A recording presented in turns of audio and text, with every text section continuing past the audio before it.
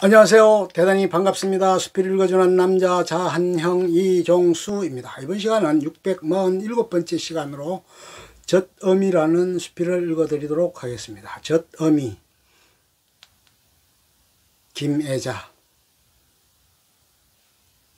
1. 불임의 땅. 지난 여름에 서역을 다녀왔다. 동아시아와 유럽을 이어주는 실크로드에서의 여정은 몹시 힘들었다. 열사의 바람이 끊임없이 불어오는 대지에 기적처럼 세운 도시와 고대인들이 남기고 간 유적을 찾아 비행기와 기차와 버스를 번갈아 타고 7박 8일을 집시처럼 떠돌았기 때문이다.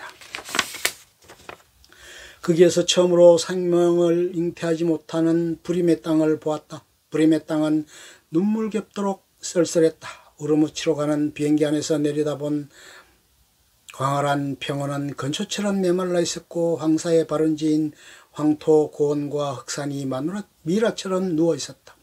바람에 살이 깎여 나가고 태양이 습기를 삼켜버린 그곳은 대지를 어머니라고 부르는 문학적 언유마저 완강히 거부하였다.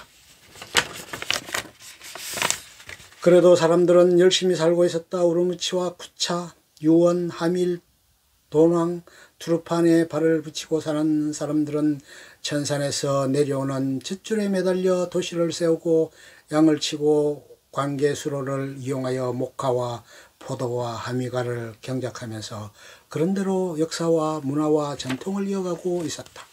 천산의 덕이었다. 천산이 머리에 있는 만년설이 아니었다면 고비 사막에 둘러싸인 그 도시들도 타클라막한 사막의 모래바람 속으로 사라진 누란과 같이 참담하게 몰락하고 말 것이었다. 누란은 오아시스 도시였다. 타림 강이 로브노르 호수로 흘러드는 삼각주 위에 씌어진 누란은 한때 세계에서 가장 경제와 문화가 번성했던 곳으로 알려졌다. 그런 고대한 도시를 지구상에 흔적도 없이 지워버린 것이 모래바람이었다. 수시로 불어오는 모래폭풍이 악마의 손길처럼 도시로 뻗치면서 강과 호수를 삼켰고 역사와 문화와 전통을 유린했다. 사람들은 물을 찾아 누란을 버렸고 인적이 끊긴 도시는 깊은 모래 속으로 함몰되고 말았다.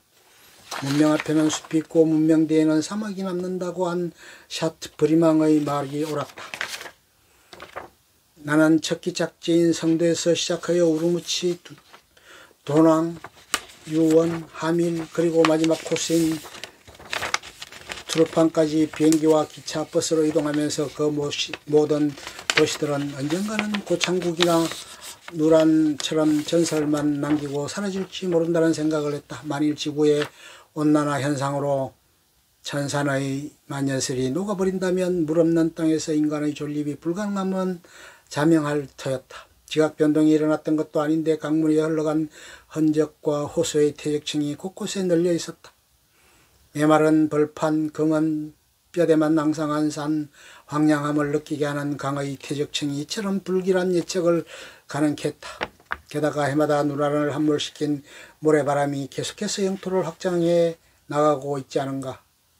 그것을 막기 위해 중국은 서부 대개척이란 거대한 계획을 추진하고 있다지만 돈을 쏟아부어야 하는 모래바람과의 싸움은 그리 만만치 않을 것이다. 사실 내가 서역으로 떠나기 전부터 호기심을 가졌던 곳은 사막의 미술관으로 알려진 도낭 석굴과 명사산이었다.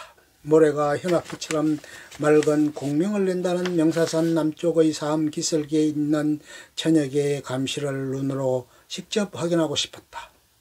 천년 동안 수많은 화공들과 역경사들과 조각가들이 만들어 놓은 감실 속의 불상과 벽화들이 사뭇 호기심을 부추기었다.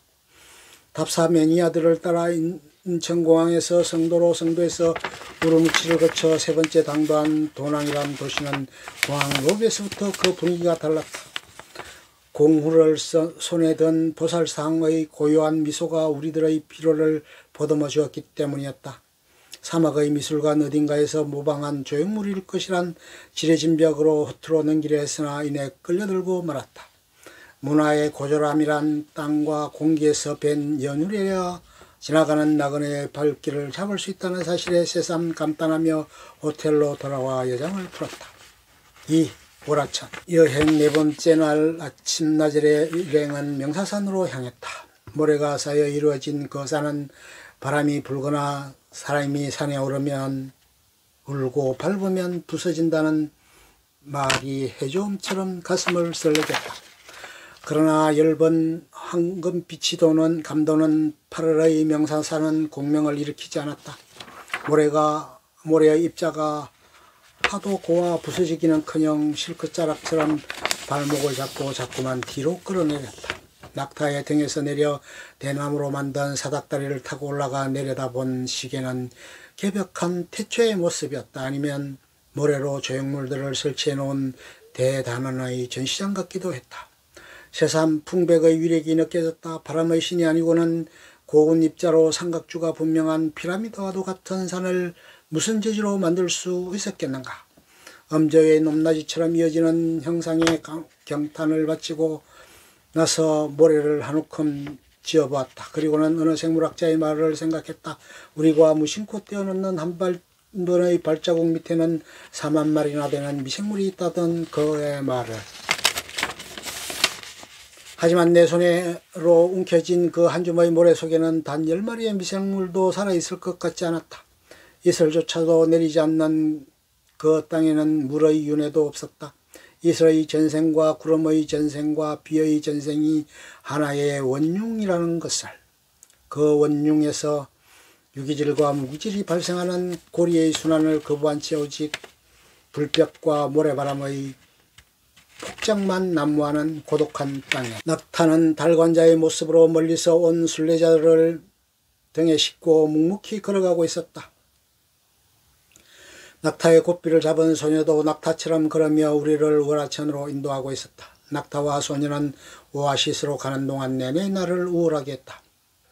평생을 사막의 짐꾼으로 살아야 하는 낙타의 운명과 불과 15살쯤 되었을 소녀가 하루 종일 미창이 얇은 운동화를 신고 뜨거운 모래벌을 걸으며 길라잡이를 한다는 것이 안쓰러웠어였다.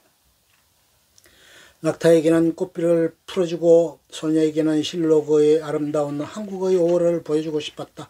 그런 생각들로 흔들리는 낙타의 요람이 못내 가시방석이었다. 문화 순례자들은 마침내 낙타와 소녀를 따라 오라천에 도착했다. 거기에는 물이 있었다. 젖어미가 희뿌연 사막 한가운데에서 조성달 모양으로 앉아서 젖가슴을 열어놓고 목마른 자들을 기다리고 있었다. 사람의 눈을 속이는 신기루가 아니었다. 물가에는 나무도 있었고 갈대와 온몸을 가시로 무장한 낙타풀도 연보라 꽃을 달고 있었다. 누런 마당에는 꽃밭도 있었고 꽃밭에는 우리 집 정원처럼 백일홍, 붕꽃, 곽꽃, 쪽두리꽃도 다 있었다. 젖어미가 저절 물려 기른 어여쁜 생명들이었다.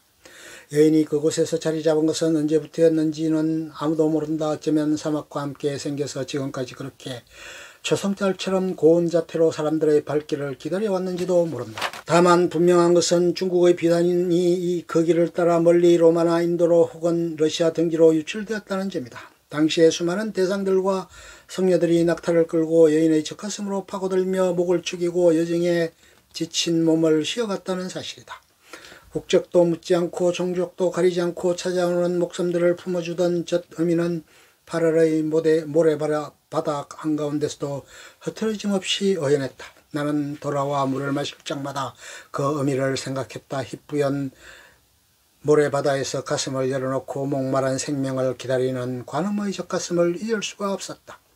하여 내가 살아오면서 아무렇지도 않게 써버린 물과 이 강산과 국토를 기름지게 하기 위해 살신한 젖어미들에게 그리고 공장의 폐수로 또는 도축장으로 들어가 죽은 소들의 핏물을 씻어낸 관음에게 이 부족한 글을 바친다. 끝. 좋으면 좋아요, 구독, 알림 설정 눌러주세요. 감사합니다.